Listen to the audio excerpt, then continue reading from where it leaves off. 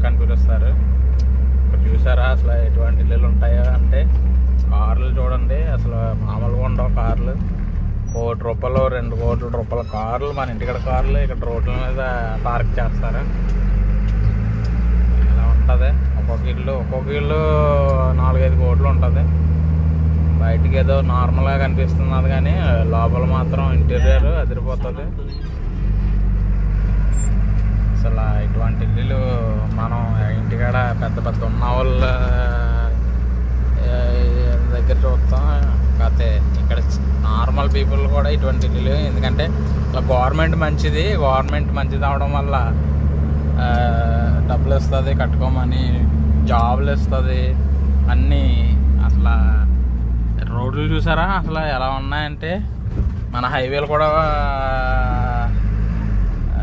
ఇక్కడ రోడ్లకి మన హైవేలు ఎందుకు పనికిరావు. ఇది జస్ట్ ఒక నార్మల్ స్ట్రీట్ లోపల రోడ్లు ఇవి. ఇది హైవేలో ఉన్నది. ఇటు 3 లైన్లు అటు 3 లైన్, ఇటు 3 లైన్లు అటు 3 లైన్లు ఉన్నాయి. అంటే చూసారా అసలు ఎంత డెవలప్ అంటే, ఇంత డబ్బు మహిమ. గవర్నమెంట్ మంచిదైతే ఇక్కడ పాలకులు మనకులాగా లంచాలు తీసుకుని ఇది చేసి అది చేసి టైప్ కాదు.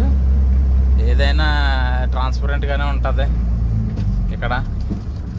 చాలా అసలు హౌసెస్ ఏంటి, ఇదేంటి, ఖర్జూర చెట్లు, ల్యాండ్ క్రూజర్లో చూసారా. ల్యాండ్ క్రూజర్లో ప్రతి ఇంటికి 4-5 ల్యాండ్ క్రూజర్లు ఉంటాయి. మన ఇంటికాడ ఒక ల్యాండ్ క్రూజర్ 2 కోట్లు 3 కోట్లు ఉంటుంది. నిసాన్ పెట్రోలు, ల్యాండ్ క్రూజర్లో ప్రాడో, మస్టాంగ్ చూసారా ఫ్రెండ్స్ ఎలా ఉంటాయో. మా ఫ్రెండ్, మా డ్రైవరు నాతో పాటు చేస్తాడు. Hi hi. మేమేంటంటే సౌదీ బార్డర్కి వెళ్తున్నాము. చిన్న వర్క్ ఉండి, కంపెనీ వర్క్. నేను ఇంత లెక్క మీకు వీడియో చూపించాను. ఇంత లెక్క వీడియోలో కూడా మీకు ఎక్కడైనా ఒక చిన్న ఇల్లు కనిపించిందా? అన్ని పెద్ద పెద్ద బిల్డింగ్లే తప్ప. ఇక చూసారా కార్లు చూసారా, షెడ్యూల్లో ఒక్కొక్క ఇంటికి 10 కార్లు 5 కార్లు ఉంటాయి. ఇది స్కూల్, అది స్టేడియం అనుకుంటున్నారేమో.